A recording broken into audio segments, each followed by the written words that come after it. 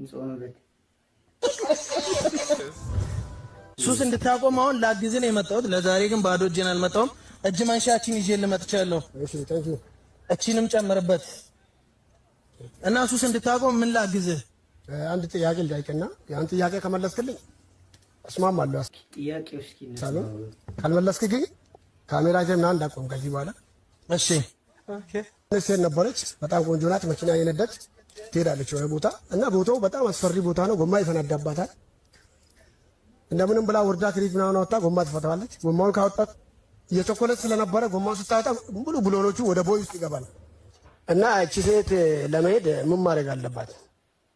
ምናልባት ያው ቅርብ ላለ ሰው ትደውላለች። ኔትወርክ አይሰራም። ከመኪናው ላይ የሆነ ማግኔት ምናምን ፈልጋ አይቻልም። እንደዛም ምንድነው? እሺ ማለት ከእያንዳንዱ እግር ላይ አንዳንድ ብሎን ትፈታና አስራ ወደ ጎሚስታ ድረስ ትሄዳለች። አዎ አንተ ልክ ነህ። አየህ ቃሚ ነኝ እንጂ እኔ ደደባ